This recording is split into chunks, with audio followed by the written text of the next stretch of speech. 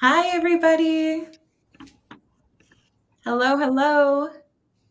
As you're coming in, go ahead and drop in the chat. You can share your name, your pronouns, if any, your role, organization, and why you chose to be here today.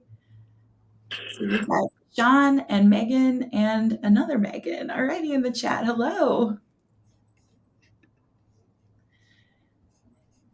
Hello, hello. We'll get started here in just a minute. We'll let other folks trickle in.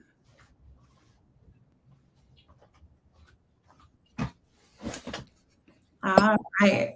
All right. Let's go ahead. We can go ahead and get started. I am so glad to see everybody today. My name is Carly Riley. I use she and they pronouns, and I'm Embracing Equity Senior Director of Learning.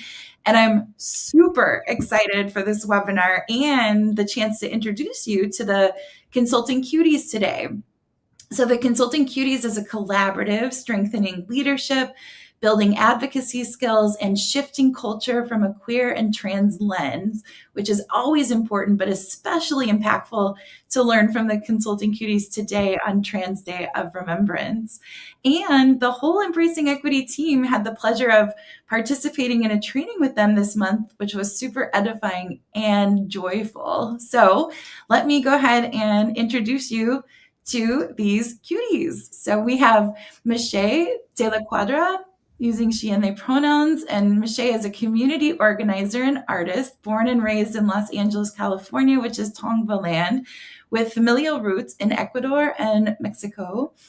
As a policy expert, she wrote and passed AB 2218, the Transgender Wellness and Equity Fund. And since then, she has supported countless organizations with policy advocacy support, campaign and digital strategy, and giving tools to support groups in winning life-saving change.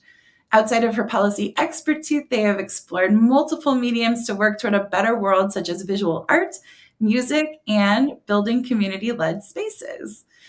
And I'd also like to introduce you to Jessica Gonzalez Rodriguez, they and them pronouns. Jessica is a community organizer, facilitator, artist, and digital strategist based on the occupied Tiwa land. Their work lives at the intersection of trans, queer, and migrant justice to see a world without prisons, borders, and binaries. Jessica has spent the last decade building digital campaigns to uplift marginalized communities that are excessively targeted and criminalized. Jessica has a BA from the University of California, Los Angeles in Gender Studies and is currently pursuing a PhD in American Studies at the University of New Mexico. Well, thank you both for being here. I'm going to hand the microphone over to y'all. Yes, thank you so much, Carly, for that introduction. And thank you so much, everybody, for being here. And for those that are tuning in the future, hi from the past on Trans Day of Remembrance. So I'm going to go ahead and bring us back to the goal. We're super excited to have been invited to host this webinar with Embracing Equity. Y'all are such an amazing team, and I'm learning just as much from y'all as you are from us. And I think those are some of the most beautiful relationships. And so today we've been invited to create a virtual space to uplift the narratives and stories of trans people of color and why solidarity is important today and beyond. As all of us know, today is Trans Day of Remembrance. It is a day that is often used to grieve and mourn trans and gender nonconforming people that we have lost to transphobic violence over the years, which is something that is definitely important. And I do honor and want to encourage people to do that as they need. And at the same time, we also see it as an opportunity to honor the legacies that we've come from, the leaders that have paved the way for us to be here today, and really recognize so much work that still needs to be done to get our future generations to reach the liberation that our ancestors dreamed of. And so, holding both of those dualities of today, we're hoping to provide some historical context and some current work that's currently happening to help inspire people to continue to fight with trans people moving on for the rest of our years. I know Carly spoke a little bit about who we are as Consulting Cuties. But for us to kind of explain it a little bit, Consulting Cuties is a consulting collaborative that we created 2 years ago now, and we're all queer and trans consultants. We created this collaborative because a lot of our community members have so many tools, skills, and offerings that we can give to the world, but a lot of the times are unfairly compensated or not hired for their labor. And so we created this platform to one, sustain ourselves, but also to provide opportunities to other queer and trans people who are looking to build relationships with organizations, philanthropy, and the myriad of organizations that could benefit from our skills and services. So I'm gonna go ahead and pass it to Jessica. Thank you, Michelle. And so for today, it's a pleasure and an honor to be here with you all today, and for everybody who will be joining us in the future as well. Thank you for opening us up, Carly and Michelle. And so just in the chat, we invite you to envision with us, what does a world that TGI, transgender non-conforming intersex people thrive in, look like to you, feel like to you, smell like to you, sound like to you? And so really inviting everybody to use all our senses to talk about, what does the world look like that trans people thrive in?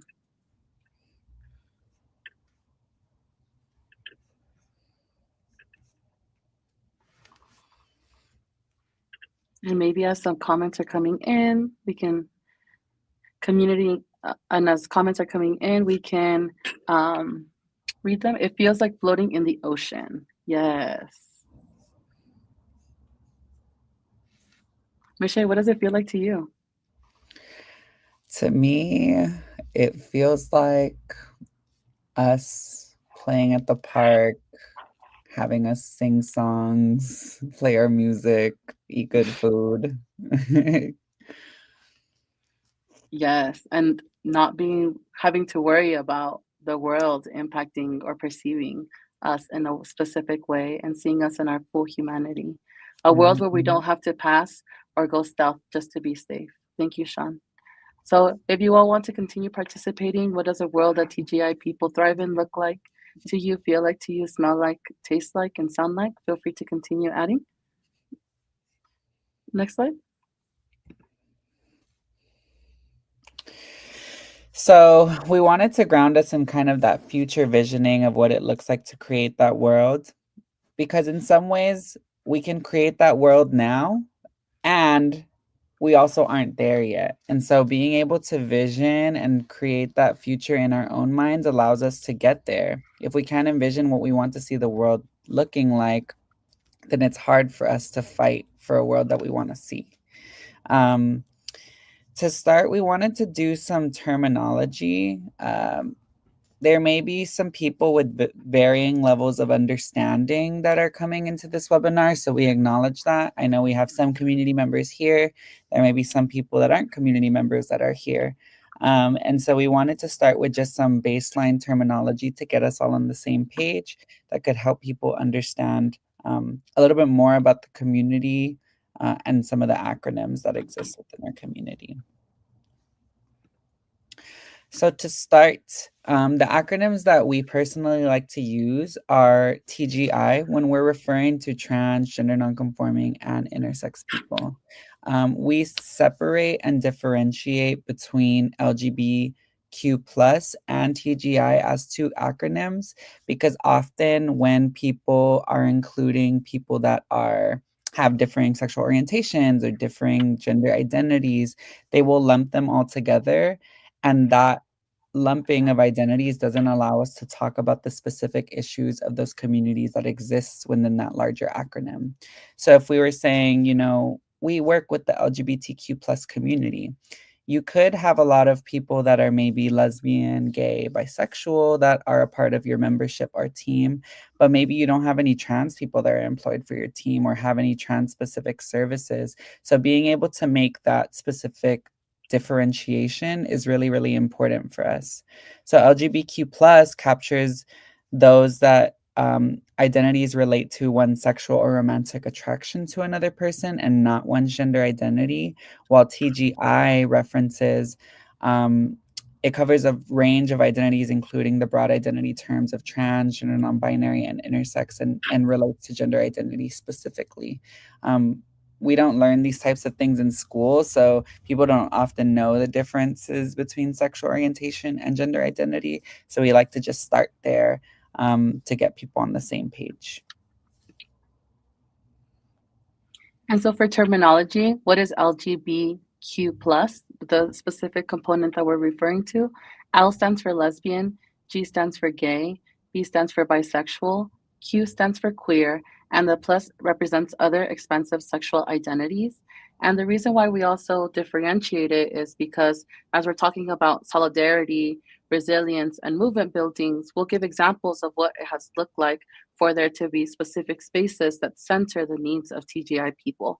And so for this one, if folks, yeah, I was like, so this one, this is why the LGBTQ plus is separate. Yes, and for TGI, T stands for transgender, G stands for gender nonconforming, gender variant, non-binary, gender queer, gender expansive, those that don't adhere to the binary of gender that exists within our world. And I stands for intersex.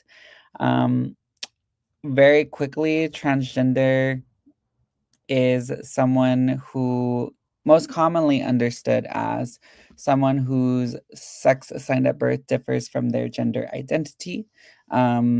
So that is someone that, for example, like myself, and I always use myself as an example, who is assigned male at birth, but now identifies as a woman. And that can look different for different people, but that's personally how I view that term for myself. And then gender queer, like I said, is someone who chooses not to identify with the binary categories of man or woman. And intersex is someone who is born with ambiguous either chromosomes or physical or sexual characteristics that don't adhere to male or female. And those are the three terms that are encompassed by TGI. We're not going to go too much more in depth just because this isn't like a 101, but we did want to just provide it as a baseline foundation of learning that we're going to be talking about today. And so for a bonus term, cisgender, we also wanted to include that is someone whose gender does align. So that you identify with the gender, the genitalia you were born with, or the sex, with the expectations around the sex they were assigned at birth. So. Yes. So cisgender is, in alignment with. Trans, kind of crossing over those prefixes, help to understand how they work too, or how they're utilized. And this is just a little Venn diagram we use to help people understand just the varying relationships to these terms in the community. So these identities oftentimes overlap in the TGI community. However, it is important to view these communities as demographically and politically distinct. So some trans people may identify as non-binary. Some non-binary people may identify as trans. The same thing with someone who's intersex. Someone might identify as intersex, but may not identify as trans, or they may identify as non-binary. They exist as exclusive, but also can overlap. Okay. So that's all the terminology we're going to give today. If you are interested in learning more, please do reach out. We have a bunch of resources on a full 101 style training if that's something that you are interested in or looking for. But now we're going to move into TGI resistance and solidarity. Like we shared at the beginning, we come from a long history of resistance and protest that has gotten us to where we are today. Even 50 years ago, even like 20, 30 years ago, trans people could not walk in public space in the same way that we are able to today. And that wasn't just a coincidence. That wasn't because, cis people or the current political leaders decided to accept us. That was because we fought for our space to be here, and we fought for our space to be included and to be respected. And so today we wanted to honor some of those legacies of resistance. And so we're going to uplift some of those right now. And just a quick also, not disclaimer, but just like informational, is that as we shared, or and Carly shared a little bit about us, we come from a grassroots organizing component. And so a lot of our leadership development and the work that we do also is rooted in the collective liberation. And so honoring the different intersections and systems of oppression that impact us, while always leading with the people most at the margins, at the forefront. And so to do that, and I think that's also why we lead with the distinction between LGBT plus. Well, I don't think, I know that's why we lead with that, right? And so a good example of that is the Stonewall Inn riots, which was a series of riots in 1969, led by the Gay Liberation Front, that came after the police raiding of a bar where gay and lesbian people and transgender people were trying to access, just to enter the space like anybody else. And so it's important here to understand that what led to the riot was the actions of Rivera and Marsha P. Johnson throwing a brick, and encouraging everybody and organizing towards the uprising that led to those events. So in 1969 was when the majority of the action was taking place for the Stonewall riots on the East Coast in New York. On the West Coast in LA, in Los Angeles, there was also a big fight happening. We wanted to uplift Sir Lady Java. If people don't know Sir Lady Java, she's an amazing, or actually she just passed away literally this week, I think on Monday. So like rest in peace, honoring her legacy. Is kind of surreal because I literally talk about her every time we do one of these style presentations. So it's kind of wild saying like was instead of is now. But she was and is going to be living on with us, an icon, a performer, an activist, and just a leader in the community. And she was mainly working to challenge this rule and this policy that we had locally here in Los Angeles that was called Rule Number 9. She specifically targeted a club that was enforcing this rule because it was criminalizing anyone who was wearing 3 articles of clothing that didn't align with their sex assigned at birth. So, for example, if you were assigned male at birth by the medical system and you were caught wearing like dresses or heels or things that are affirming to a lot of trans women's gender identities, you could be arrested for that. And so she had partnered with the ACLU to overturn this rule. She brought people together with rallies, protests, picket lines to protest the establishment that was enforcing it. And thanks to her activism, this rule no longer exists. There still is a lot of profiling and criminalization that occurs with the police across the country, but now there is nothing codified in law that allows these specific profiling laws around clothing to be a reason for someone's criminalization.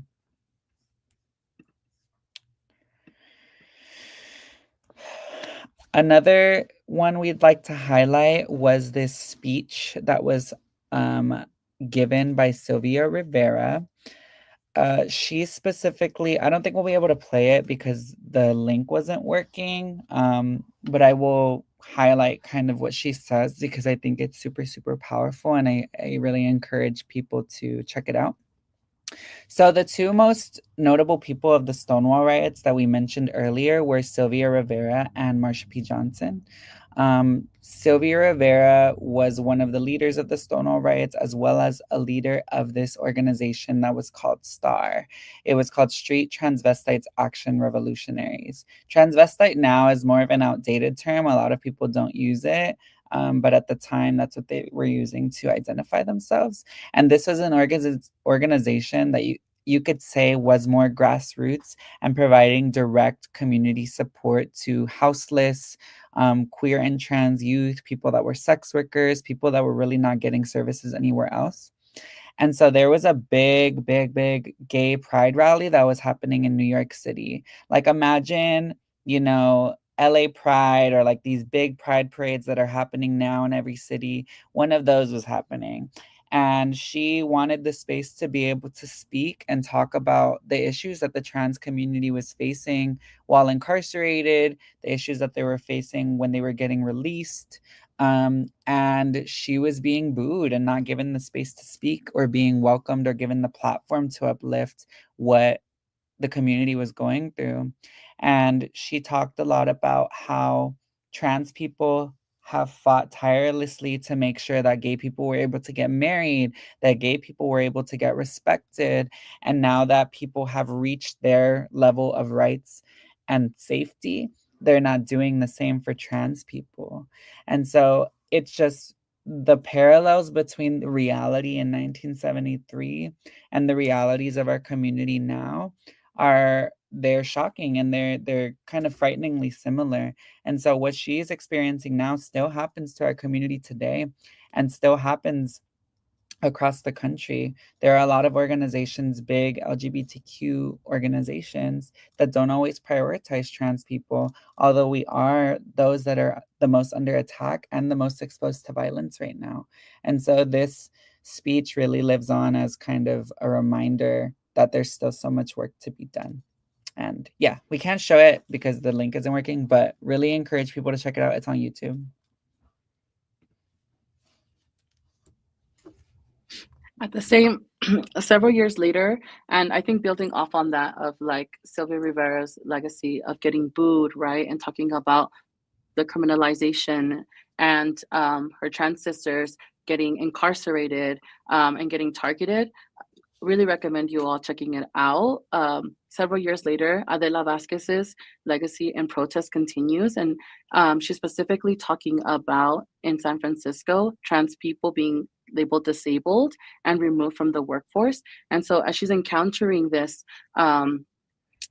disenfranchisement of other trans people, they're challenging the idea that trans people, one, are deemed as less human or less deserving, right? And this categorization of who gets access to resources. And we know that it wasn't just, oh, you're going to be deemed disabled, quote unquote, and you're going to get access to some government aid, but actually the criminalization and the displacement of all trans people from the workforce, as well as the discrimination that later comes on. And so we see the legacy of trans people continuing to fight for access to even basic human rights, such as labor, such as being called right by the right names. And so Adela starts protesting that in 1993.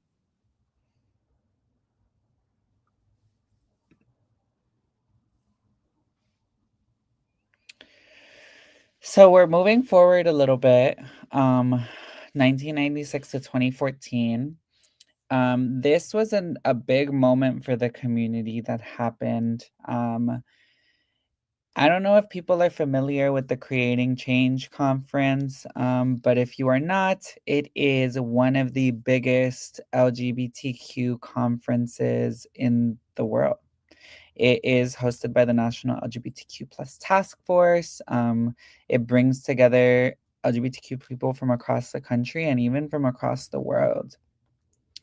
And so, given that this platform has national recognition and even international recognition, there were a lot of frustrations that community members were having around the prioritization of trans issues in the programming. You know, the context of what was happening at the time is very similar to what was happening in the 80s and 90s and even today. You know, people are encountering violence, people are being detained because they're trans, people are being incarcerated because they're trans, experiencing violence. And for that not to be prioritized made people really frustrated. And so this act of protest was something that was really eye-opening for a lot of people, and I think a big reminder of our power, and shifted the way the task force engages in the way that they prioritize trans people moving forward. It's still not perfect, but is a modern day representation of a lot of the work that's happened historically. I think to this point too, Oh I yeah. will add that In 2014, there were no trans Latina specific led organizations. And now, 10 years later, just within a time span of a decade, we see organizations be able to amass a lot of public service, a lot of direct support to trans communities, right? And we're talking about services by trans people for trans people. And so, when we're talking about specific TGI needs, this action was something that pushed philanthropy to also acknowledge that there was no funding being led. Not only was a programming not accessible to trans people or inclusive of trans people during this time as folks would have hoped for, but philanthropy wasn't paying attention to trans Latina or trans voices in general. And so what this action did is actually pushes the wave for trans-led organizations to be able to have a platform beyond the LGBTQ plus stage of creating change. In 2015, in addition to what they were, what the organizers of that protest were fighting for was the police brutality or the death of the police brutality of Jesse Hernandez in Denver. And so really connecting the criminalization, the detention and the deportation of people. And so in 2015, we see undocumented trans activist Janice Gutierrez challenge Obama during one of the White House HRC events. And so we're going to play a clip of this and then we'll talk a little bit about it. democracynow.org, the War and Peace Report. I'm Amy Goodman with Nermeen Sheikh. President Obama's immigration policy came under direct challenge Wednesday at the White House. As Obama spoke to a gathering celebrating LGBT Pride Month, an undocumented LGBT activist from Mexico called for an end to deportations. I want to thank all of you, advocates, organizers, friends, families, for being here today. You know, over the years, we've gathered to celebrate Pride Month, and I've told you that I'm so hopeful about what we can accomplish. I've told you that the civil rights of LGBT Americans. President Obama, release all LGBTQ detention centers. President Obama, stop the torture and abuse of trans women in detention centers. President Obama, become a trans woman. I'm tired of the abuse. I'm tired of the violence. As a general rule, I am just fine with a few hecklers, but not when I'm up in the House. That's right. He said, "This is my house." Well, Oh my God. Feelings, thoughts. So we see the legacies and patterns, right, of what does it mean to not actually include TGI voices in our advocacy and in our work. And so what Jenny said was specifically calling for was an end to transgender detention. And so during this time, there was these pods that were particularly housing transgender immigrants. And there was, at the same time, there was organizations willing to house folks and creating mutual networks that were able to create spaces outside of detention centers. And so that's what Jenny said was advocating for.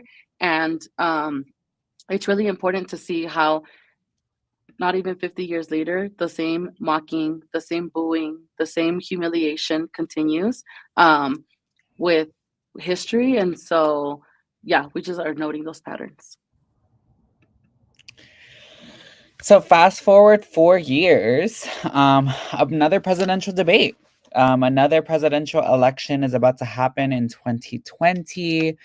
CNN and Human Rights Campaign hosted a CNN Equality Town Hall, which gave presidential candidates the opportunity to discuss their views on LGBTQ plus issues. You know, this event went on for hours, and there was little prioritization or conversation about one of our community's most pressing issues, which was violence against trans women of color. So at the time, I was working with Trans Latina Coalition, and we were luckily invited to this event. There weren't a lot of people that were invited, and we decided to rush the stage when Scott Buttigieg was on stage, because this specific election was significant.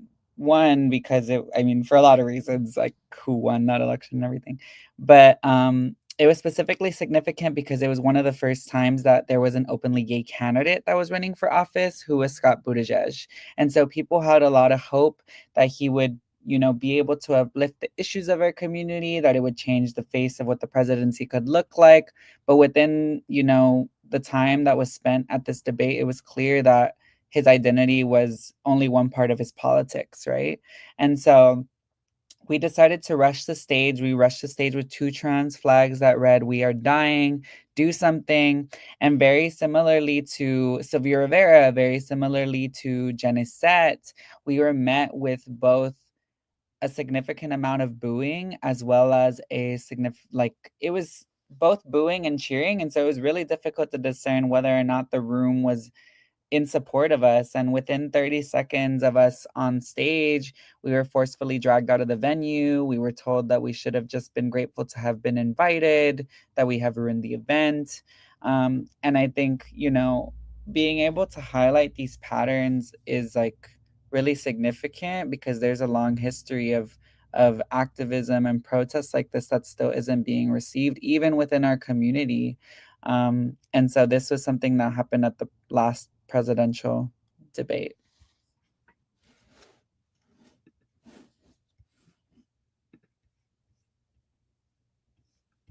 And so, why does it matter that our community is uprising and pushing back against not just intracommunal, right, LGBTQ as a whole, but it's because we live in a world, or like we live in a country that continues to perpetually harm and create bills that impact trans people. And so, right now, there are over 550 anti trans bills throughout the whole country. And so, we pulled this map, and this was updated as of November 14th, 2024, this morning. And so for there to be over 550, all it tells me is that we have work to do, and how we do the work and how we get to the work is going to be the most pivotal and important part.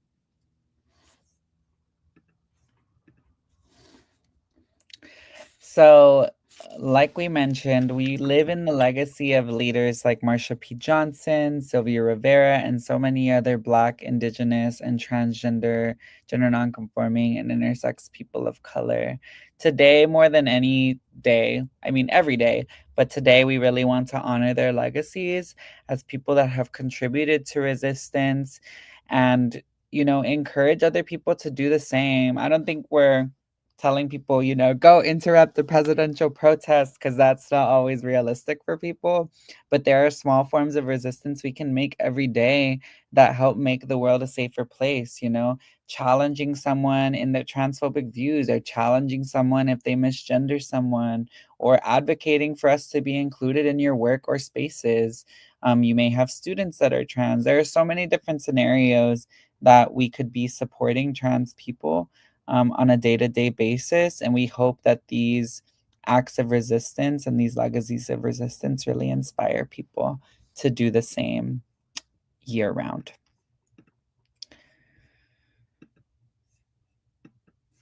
So despite all of these actions, and in conjunction with all of these actions, TGI people persist and we flourish, right? And so one of the questions that we want to ask you today is, next slide, please.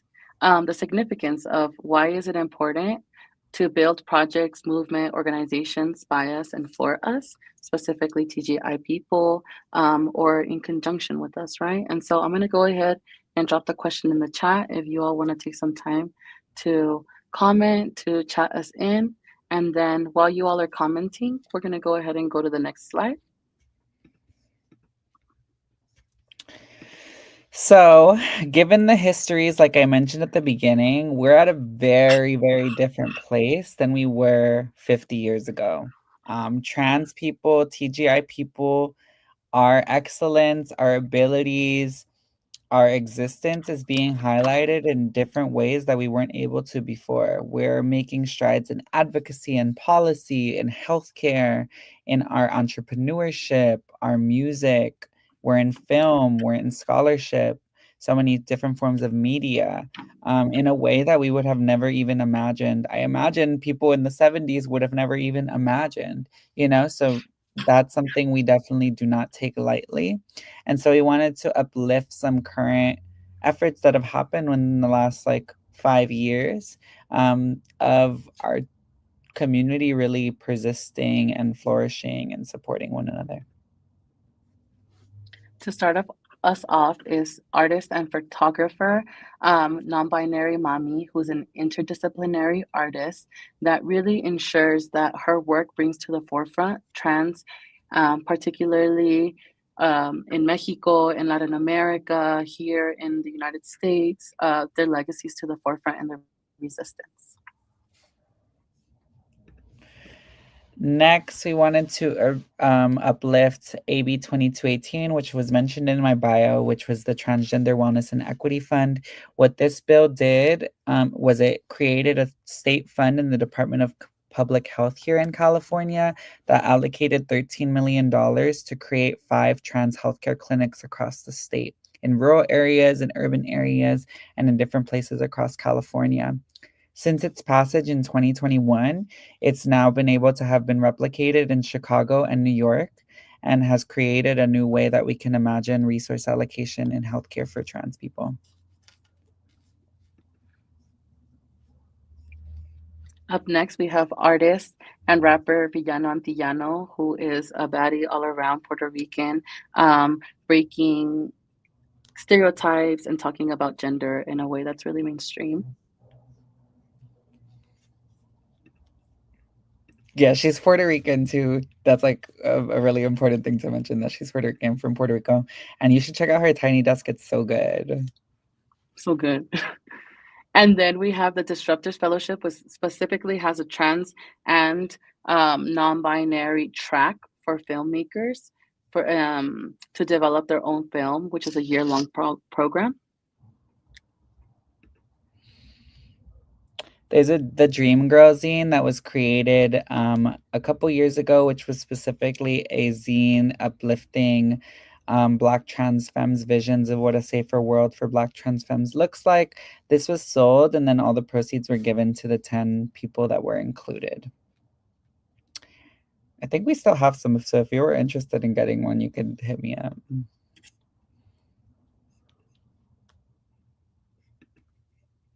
Oh, and then there's Consulting Cuties, which is us, you know. I think creating our own platforms, our own businesses is so like amazing. And so we just wanted to uplift that as a resource for people. And also, yeah, I think we've inspired a lot of community members to really not settle for, you know, the little that they can get, and to really dream big, and create things of their own. Yes, so we wanted to invite you all to think of what are some projects, movements, organizations that you know about that are by and for TGI people.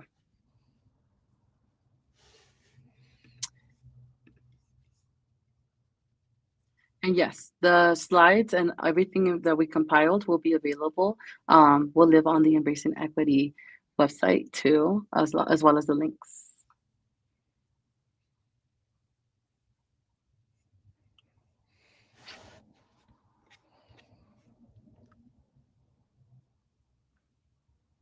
What are some other ones? Projects, movements. I can think a lot of a lot of organizations like the Latina Coalition. I know Angelica Ross has a whole platform on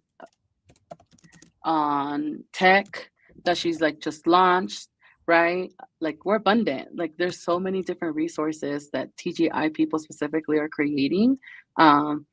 Michelle does makeup. I do a lot of earrings and accessories, right? The Marsha P. Johnson Institute, the Transgender Justice Fund, the Transgender TGIJP, Ariana Center, Trans Tech Social, Familia. So we'll go ahead and keep typing them. But want to take us to the next slide? Metro Trans Umbrella in St. Louis. And so to close us off for our segment of the presentation, we wanted to leave you all with also some trans artists who have some messages that remind us that trans people have always been here. We survive so we can thrive, and trans people exist in the future. Michelle, any words? Um, whew. Well, yeah, just thank you everybody for listening. For those here today, very, very excited for y'all to have joined us. And for those that are tuning in from the future, we hope that this archive of webinars that Embracing Equity has, that this one is able to be accessed even years from now, and maybe even 10, 15 years from now, people are like, wow, there was so much work that was happening that contributed to where I am today. And so I'm just really excited to see what the future holds for us, and just really happy to have spent Trans Day of Remembrance with y'all. And thank you so much for allowing us the space to share some knowledge with you. Yes, and just a reminder that our communities are abundant. We have all the answers that we need. And one of my favorite quotes from Grace Lee Boggs is, "We're the leaders that we've been waiting for." And so just really pushing into that, like, we get to make the change and shift the change. And regular people have done it in the past, and regular people will continue to do it every single day. And I think that takes us to you, Carly. Yeah, thank you both so much. Oh my gosh, you dropped so much knowledge in such a short amount of time. This was amazing. Thank you for being here. And just want to put it out to the group that's watching. Are there any questions that you have for these cuties? We can drop them in the chat and hear a little bit more wisdom from y'all. And as people are starting to drop them in the chat, the one question that comes to my mind, I know the majority of our community are working in classrooms, working in schools. And I wonder if you have any advice for educators, both for creating really affirming classroom communities for their TGI students, or working to support cisgender students on being allies for their peers.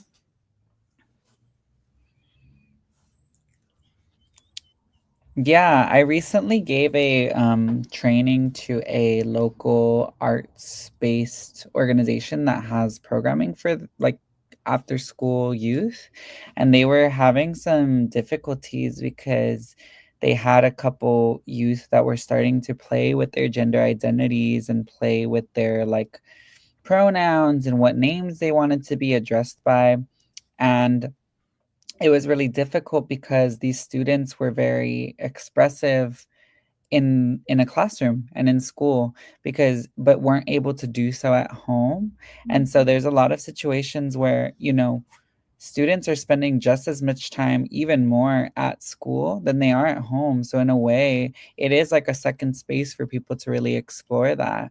And so I think educators being able to allow the space to do that and support that, I think is something that's really, really beautiful.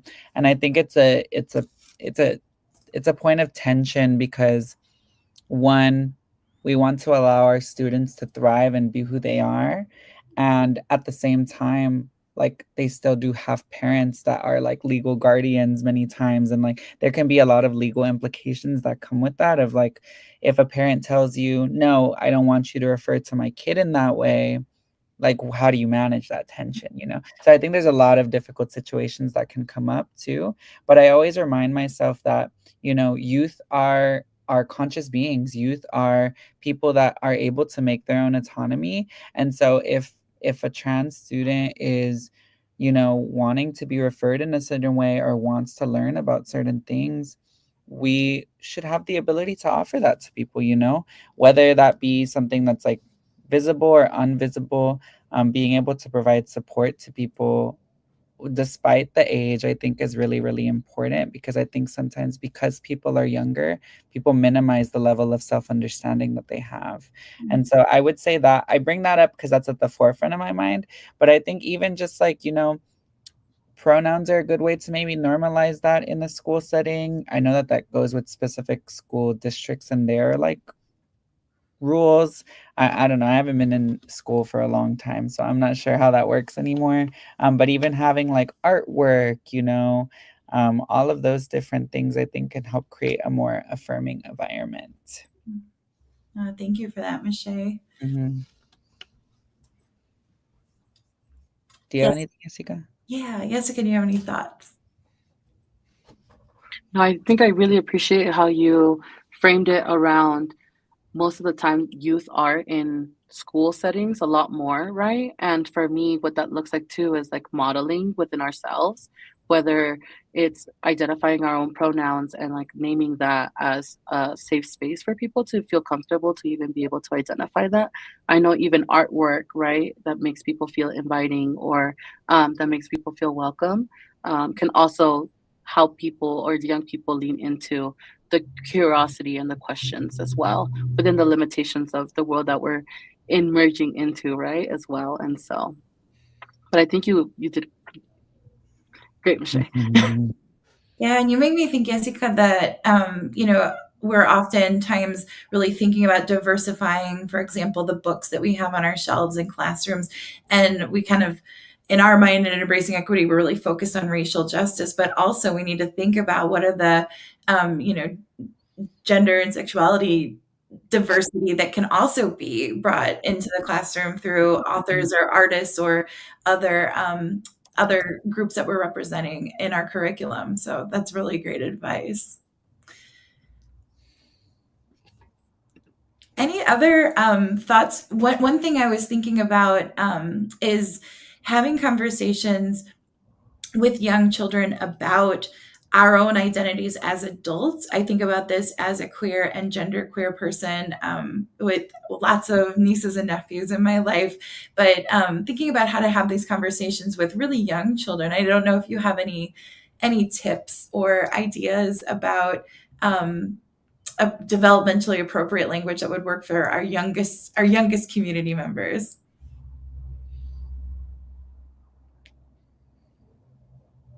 Do you have any, Michelle? I can. I always ask people, like, for example, I hosted this 2-day event these past 2 days, and one of the people that came to the event was a queer parent.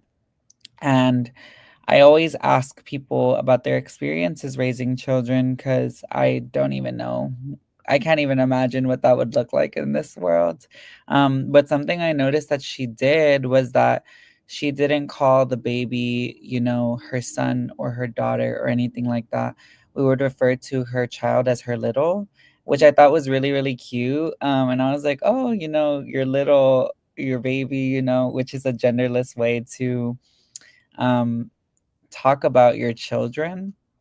And we talked about this a little bit too of the ways in which society has conditioned us to view our children as gendered. And so, I don't think there would be anyone in this space that would hold like gender reveals parties or anything like that. But those type of things can be very, very violent long term because it's setting up your child or your little to be put into a category that they might not feel comfortable with.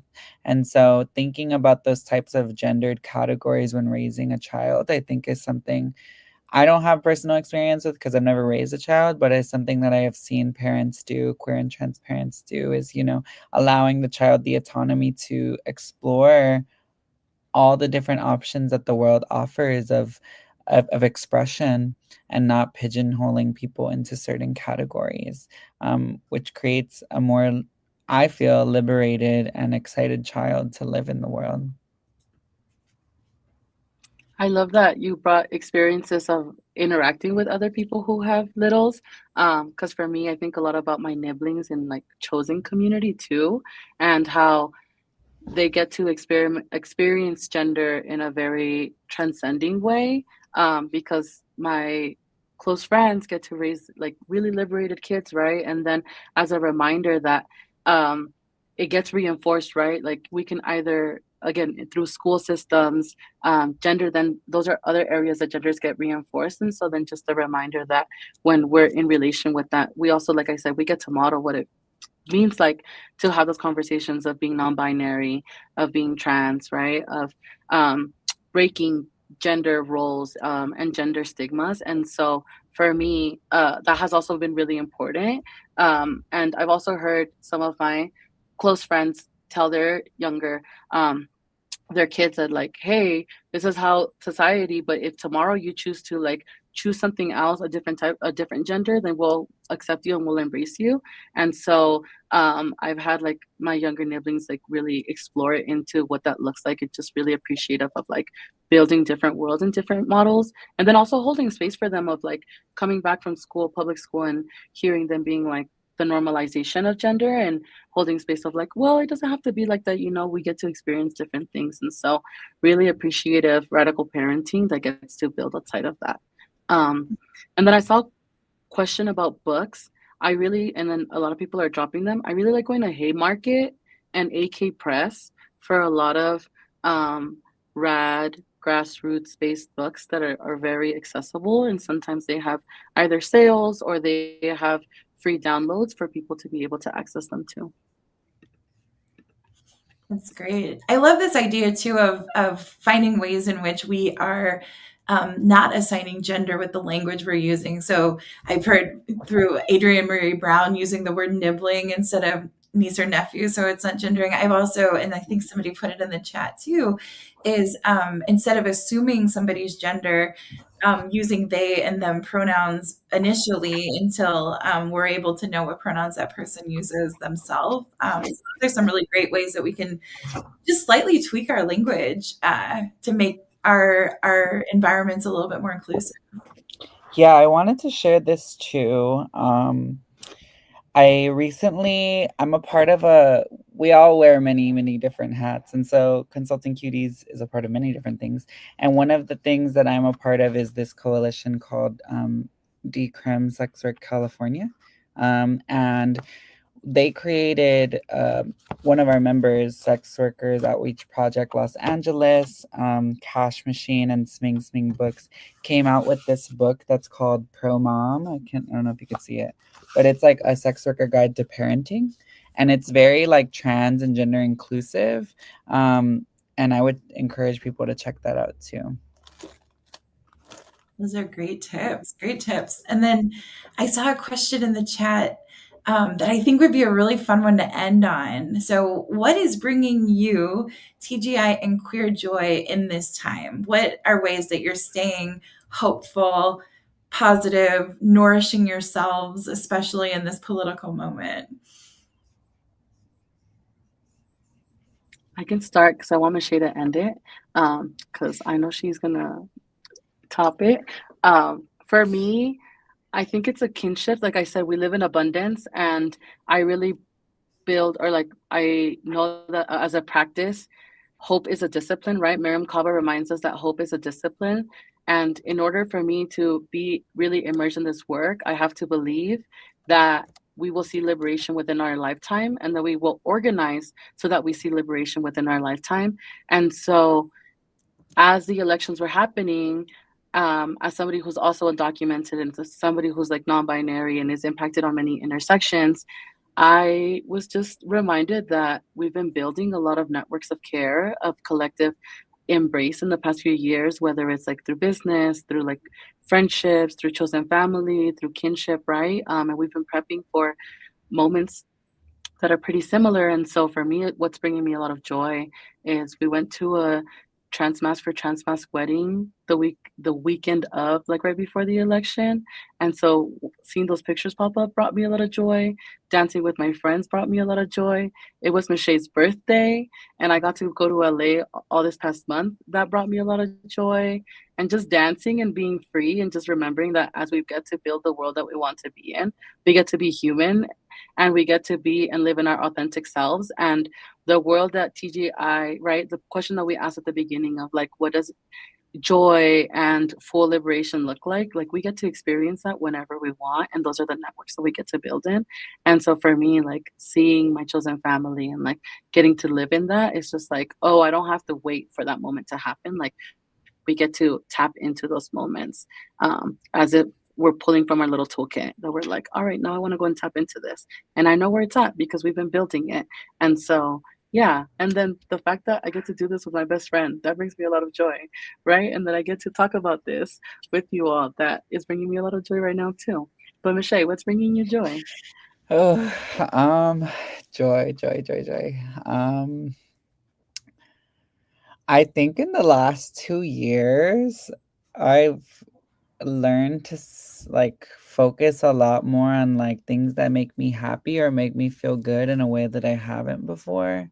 I think there is a lot of, pressure that comes with being trans, like specifically a trans woman. I think because I am so inspired by our histories, I feel like my reality now should be just fighting. It should be this like resistance. It should be this, you know, me trying to make the world a better place for people who are coming after me.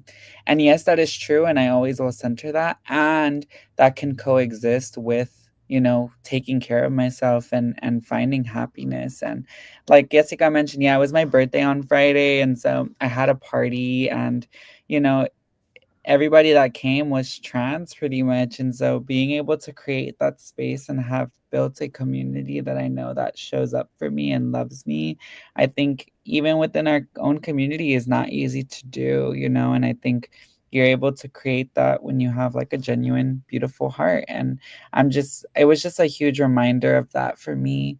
And yeah, I'm just like to have, Jessica and all my other friends that are like my friends, but also like a part of my family to be in my home. Like my grandma just is like always saying hi to all my friends. And like even that intergenerational component is like so beautiful because, who would have thought that my like grandma would be down to like party with trans people like that? Like that's like a privilege, and that makes me really, really happy.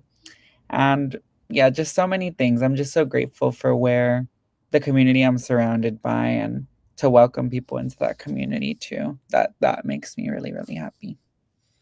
And now with Embracing Equity, virtual community, hopefully we'll meet in person one day. I know that will happen.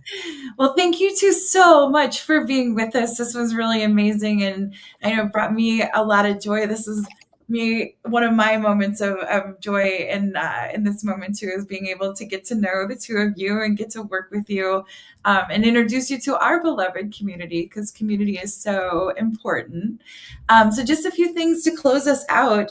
We highly recommend that you bring these cuties to your organization. So I got their website in the chat. We, as I said, did some professional development as a team with them, and we are still talking about how much we enjoyed it weeks later. So thank you all for doing that with our team. Also, be sure to sign up for Embracing Equity's newsletter and learn with us. We've got a free consultation link in the chat if you want to meet with one of our team members to talk about some of the pain points of your organization. We can talk about some ways that we can support, and we'd love to meet you. So thank you all again for being here. Thank you again, Jessica Miche, for leading us in such a wonderful webinar, and we'll see y'all next time. Thank you, everybody. Bye. Bye, everyone.